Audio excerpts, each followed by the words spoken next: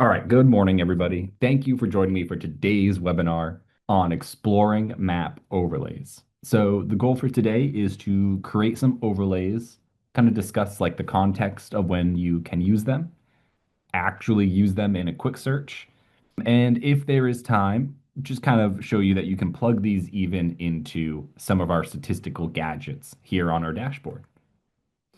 All right, so let's just get started. So I'm going to open up the Flex menu. And down here, for me, it's the middle bottom is preferences. And I'm looking for my map overlays. So there's no overlays in the account just yet, which is why I'm getting this kind of like pop-up message asking, or essentially telling us, hey, we're going to guide you through it. I don't need that.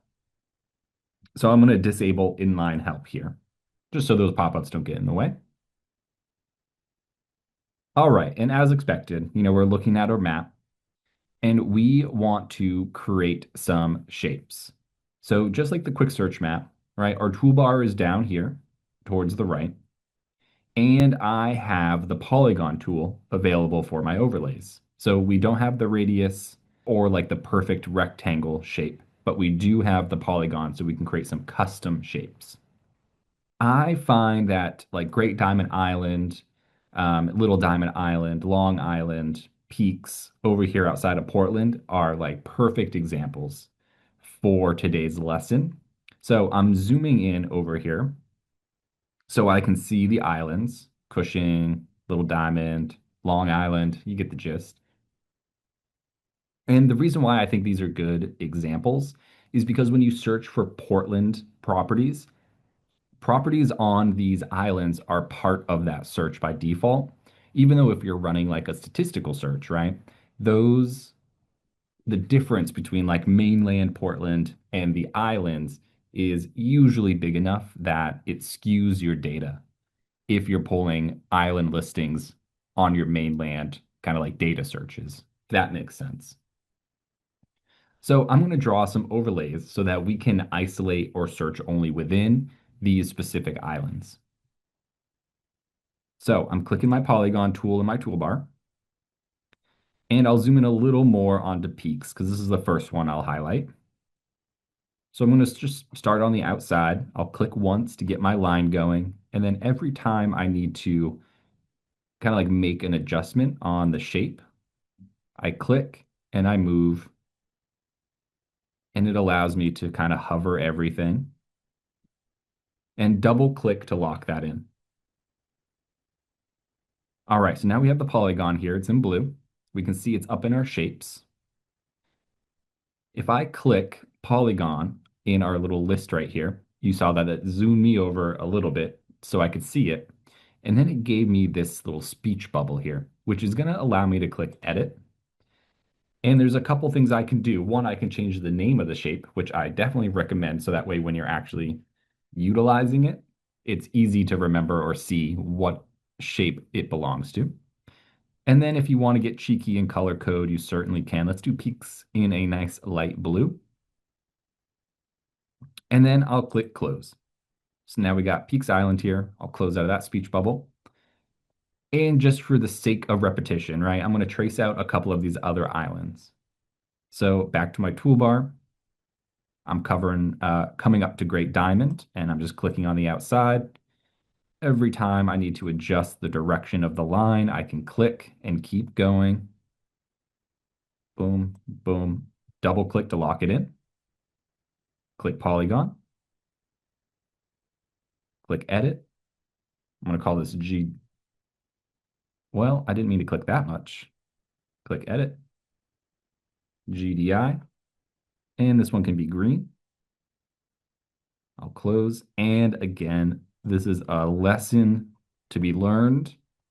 So repetition is the key. I'm just going to trace out Little Diamond Island as well.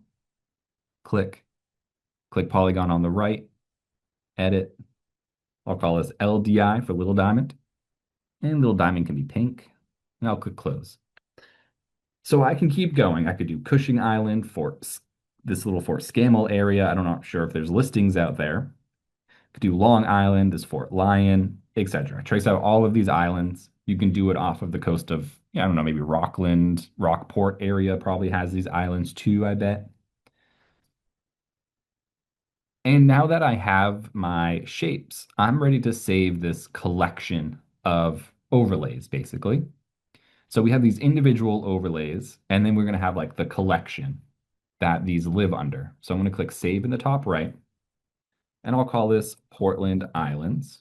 So I know what the shapes are inside of this collection. And I'll click Save. So now we can see on the top left, it says Portland Island. So I know that this saved successfully, and I know what collection I'm in. All right, pretty straightforward. Now, what we need to do is we need to actually implement these in a quick search. So I'm going to start a quick search. I have it in my favorites bar up here, but of course, you can go to the menu and find quick search here. I'm going to switch to a run one dash residential search. And I'm going to look in the town of Portland. So I have 159 listings. Nothing on Little Diamond Island, but you can see what I mean, or what I meant when I said searching for Portland gives you listings on these islands as well. And again, this could be skewing statistics, or it's just not what your client's looking for on the island, and you don't want them getting these listings that are on the island when they're just really looking for Portland mainland. All right, let's start utilizing this very first field on the left-hand side. If you click into it, you could search for like a specific address, for example, kind of a weird way to do it. Really, what I utilize this box for is implementing the overlays we created. So right when I click into it, I get this kind of side menu. And you can see that my map overlays I created, Portland Islands, and then GDI, LDI, and Peaks Island are in this list. So however many overlays you make, this will just get longer and longer. So you can click through all of the overlays you've created. So I'm going to select Peaks Island by double clicking, right? You can see it kept its blue, has its name, highlighting peaks. My list of results also went down to 8 because currently, and this might be a little hard to see, hopefully my screen's big enough here, is that it says Portland Islands within the Peaks Island shape. So right now I'm only searching for properties within Peaks Island. So if you have a client searching for, they just want to know what's happening on Peaks Island, creating this overlay, having it say within like this, and setting this right here up as the search and subscription is going to accomplish that very easily. However, as I mentioned, maybe we want the opposite of that. We want everything on mainland Portland, and we want to skip everything that's on the islands. So where it says within currently, we can click. We have this intersection option, which is super niche. Never had a use case for this, but it is available. So this would be if you had two shapes that overlapped, you would only want what was inside of the overlap of those two shapes. Again, super niche. But if I click it a second time, now it says not within. It zooms me out so I can see everything on mainland Portland, and I have 151 results, none of which are on Peaks Island. And I do have this one on Great Diamond. So let's click back into this top field, double click GDI to add it to our list. And now you can see that I've isolated GDI out, that one listing on Great Diamond Island, out of our results as well. Cool. So that is how you would implement overlays. I can close out of this real quick and just show you if I zoom out here. Get rid of Portland real quick. All right, so we're resetting, and I just want to quickly show you guys the overlays up here on the top right. These are kind of not kind of, they are pre-created overlays that were given to us from Flex from various sources. And I don't need to touch on all of them, right? Like imagery parcels, But I think important ones, right, are like the FEMA and the main flood zones. It's a really good way of getting a rough idea or a quick idea if the property is within a flood zone. I would not take this to like preach it, so to speak, right? This isn't 100%, but it gives you a really good idea if you need to look into it more or not. And then we also have like the city outlines broken out too, just in case something might be on the line and you're curious. And like counties, right? And it does it for the whole country as well. You can see New Hampshire is graphed out to our left. So play around with these, right? School district, zip codes, imagery parcels is the rough property outlines if you're on the satellite view, which is why it's not super important to show. But yeah, just wanted to give you a little taste. This isn't quite the video to go into details about these, but just so you can see that they do exist in case that's helpful. All right, and I do have a few minutes. So I do want to reset and just show you that you can use these overlays in some of the gadgets on your dashboard. So this prices for residential, for example, if I click the three dots and go to settings. So let me actually just explain this a little bit. So this graph right here is looking for everything, every residential sold property,